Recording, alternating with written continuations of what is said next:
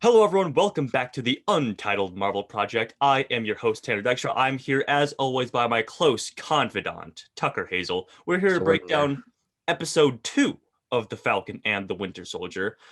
Uh, this one a little better than we finally get the combination, the titular duo team up of the Yep. Falcon and the Winter Soldier in this episode, and I think that's probably the best aspect of it. But we're gonna break it all down for you. We'll be breaking down every episode of every Marvel TV show and every Marvel movie as they're released. So hit that subscribe button, hit that like button on this video, click that description for a little link to a little Discord channel where you can talk to us in person. Can you believe that? In online person, yes. In online person. And maybe in voice chat person. Yeah. But in any case, we're here. We're ready to talk about it. Tucker, what did you think of this episode? I think this episode showed the potential of the series a lot more than the first one. Yeah. I think it incorporated the action and the character moments a lot better than the first one, and it also gave us a lot to chew on in terms of what the rest of the series is going to be like, how they're expanding the Marvel universe, and it was just really interesting. And it's one of those episodes where I finish it and I can't wait to see what's next, even more so than the first one. I agree. Yeah, I think that this one gave us a lot more material, and like you said, the action sequences were. I guess there wasn't the only the one, right? Kind of the one main one. Yeah. But that it wasn't crammed at the front of the episode, so the rest of it was character development. But yeah, I think I really liked this episode. There was a bit of a weird time jump because we open after the opening with John Walker, we basically just get thrown right into Falcon and Bucky and Sam meeting. Like we don't know why they decided to meet up, where they decided to meet up at. Yeah, what true. cut. We can assume that the reveal of John Walker as Captain America is what caused them to do this, but it felt like that was a weird, like, okay, now we're into it here. We're off into the races. That is true. Yeah. And I think I remarked on that when I saw Sam walking down the stairs and Bucky was there waiting. I'm like, oh, they're already together. doing All that. right. Because we were so confused by them not being together at all during the first episode. And then there was, yeah, you're right that there was no explanation. That's a little bit weird. I think the connective tissue, quote unquote, of John Walker's, introduction, helped to fill that time gap and gave us a little bit of what it's like of him being Captain America and the world reacting to that. Yeah. Which, by the way, honestly, probably my favorite part of the episode. John Walker has been just dragged to the fucking mud the past week with me. And they're all funny. I've got nothing against the memes. They're making fun of him, yeah. He's a lot more interesting of a character than I think we were expecting. He's a lot more integrated. Yeah. He has a better history. He has his buddy Battlestar alongside with him. True. We got plenty of name drops of characters in this, and Battlestar being one of them. Yeah, Lamar Hoskins. And I'm just glad that he's not this, government shady force in the background that they just talk about and we don't know anything about. He's a character. He's wanting to live up to the shoes that Steve left for him. He wants to do his best as Captain America, but he's also a government operative. He has a history as a soldier. Sam was trying to shit on him, be like, have you ever jumped on a grade? He's like, yeah, I have 4 times. I do this thing with my helmet. Like, he has the skills, he has the knowledge, and I think that while he isn't our Captain America Steve Rogers, who's unabashedly pure of mind. I think he's an interesting enough character to create a conflict where I'm like, okay, I actually do kind of care about this guy. See, I still think he's gonna be evil. I think he will be. Well, I don't know. I think because all that stuff we talked about, I want to live up and fill the shoes of Captain America. I'm pretty sure that's just all him manipulating and doing. He was on Good Morning America when he said that, so obviously he has to say that stuff. And when he was talking to Sam and Bucky, he was trying to coerce them to work with him. Now, see, I disagree. I think that a key thing with the grenade line was he said, "Oh yeah, it's a reinforced helmet. I jump on it." But Steve didn't do that. He jumped on it when he was a skinny little scrawny fucker, and he was gonna sacrifice his actual life. I recognize the difference here. Yeah. However, I don't think that's necessarily true because we also did get conversation with him that wasn't with people that he had to try to convince. He had his, ex-girlfriend or whatever meet up with him in the locker room, and he was being a genuine self of talking about his history and how he was, a little bit stressed and all that. He has no reason to lie in that situation. I'm gonna press X to doubt on that. I'm gonna say that's that's a false flag for us as the audience. Okay, all right. I'm gonna say And that all the John other Walker, flags are green. yeah, all the other flags are bright green ones. I'm gonna say that he's gonna be evil. Okay. But anyway, I really like the interplay between Bucky and Sam in this episode. They have great comedic timing. They have some great, they weren't they weren't working as a cohesive unit when they were out doing superhero antics. Yeah. I think you pointed out that that's a really great and interesting dynamic that we haven't really seen before.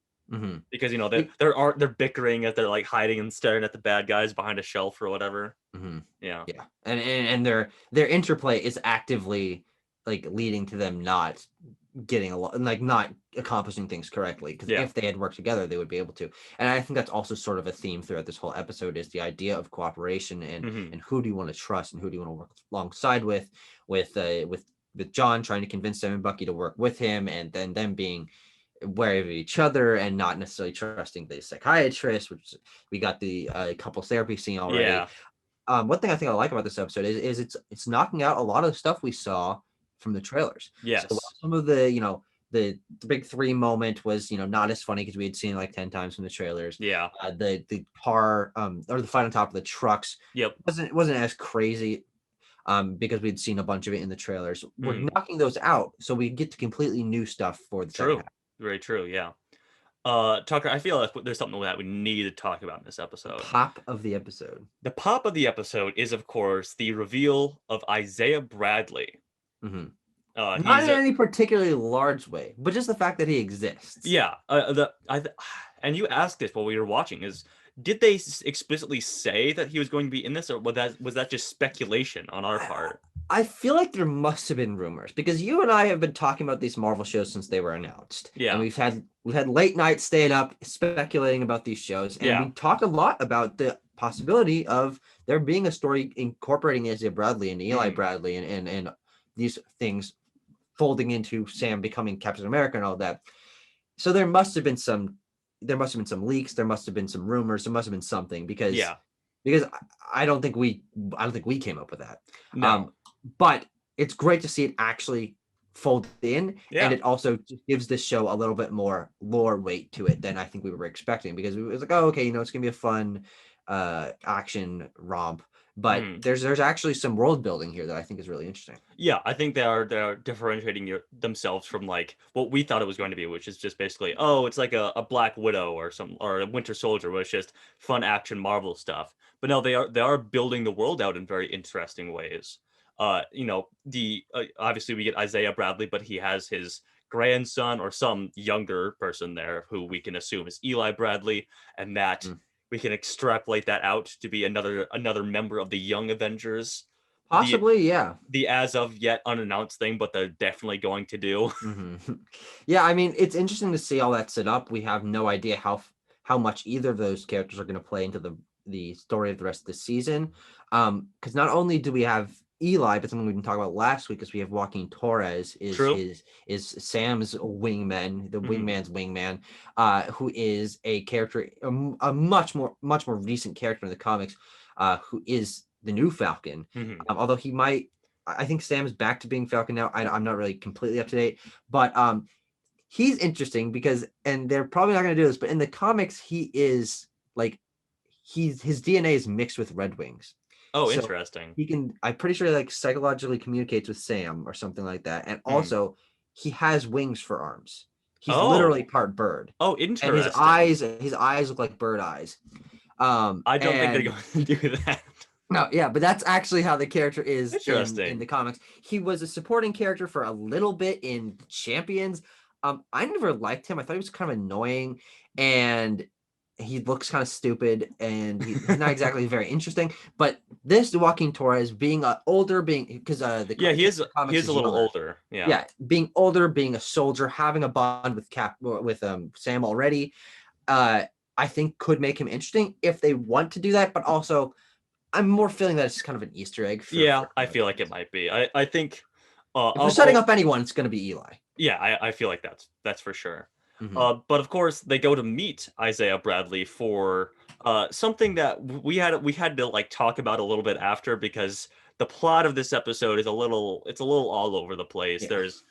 There's obviously the Flag Smashers who are fighting. They want to return the world to the way that was before, after the blip. During the blip. Yeah. And to do that, to get information on them, Sam and Bucky need to get information on super soldiers because they're super soldiers now, and then they it's a little bit weak of a plot line there, is what we're saying. Yeah. We were noticing throughout that they were kind of just doing these convenient plot jumps throughout to sort of get you the next scene. Yeah, exactly. This was a long episode and a lot of shit happened. Yes.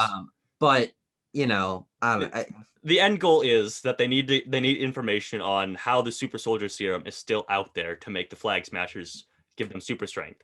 Yeah. And they try to. Why would Isaiah know that? Because it was tested on him. That's a stretch. But, obviously, Reed Richards stretch right there. Yeah, obviously they have to knock it down one to go talk to Baron Zemo, who will inevitably get in the next episode. Oh yeah, well, and he was the stinger, quote unquote. Yeah, so that'll be a really interesting scene and interplay if he like goes out on adventures with them, which would be very interesting. What do you mean? Why would he get? What? He gets out. We know that he gets out. He gets out, but yeah. I don't think they legally get him out. Well, they might bust him out. I was thinking about this throughout. Is James Buchanan Barnes is a civilian now?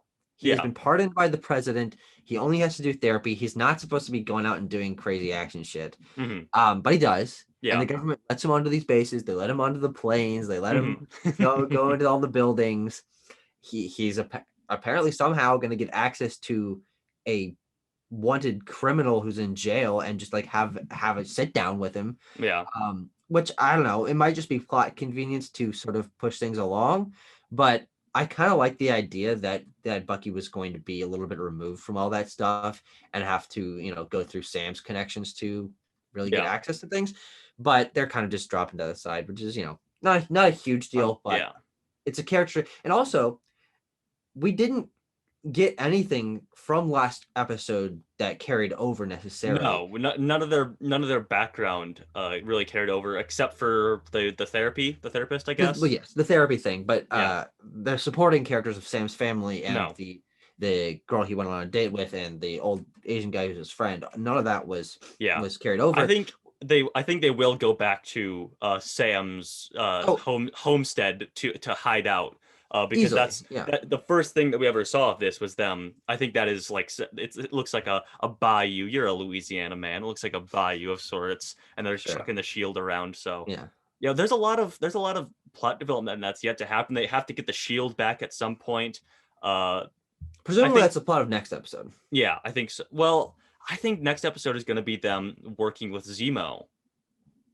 Or parsing out what to do next. I think they're going to meet up. They set up the antagonistic relationship with John Walker now, because he's like, hey, we're actually not going to work together. He's like, then stay out of my way or whatever. Yeah. And I think they're going to meet up at the next action set piece and they're going to fight. And that's when they're going to get the shield. One thing I saw is interesting. We're actually missing the other pop, quote unquote, for the episode, which is the introduction of the Power Broker into the Marvel Cinematic Universe. Yeah, we did. Who didn't get any particular introduction. He's kind of just a meaner guy. Was that even him? We don't know if that was even him. We can assume, but maybe not. But he was on the phone. He's like, they got away. Might have been some guy to the Power Broker. Yeah. So anyway, Power Broker gave all of the Flag Smashers their super soldier serum. Yes. He's in the comics. He gives out a bunch of different kinds of superpowers. I was telling Tanner that Power Man Luke Cage got his powers from the Power Broker. Some other a lot of smaller Spider-Man villains and stuff get their power from Power Broker. But it's interesting to see that show up. I was reading a little bit around on Twitter. Maybe that's how John Walker and Lamar Hoskins get super soldier serum. Do they have it? Yeah, they have super strength in the comics. But they don't. Oh, in the comics. Don't in the show. No. Okay. That's what I was asking. He talked about the fact they didn't have. Yeah. He wasn't as smart as Tony Stark. He doesn't have super soldier serum. He's not super strong.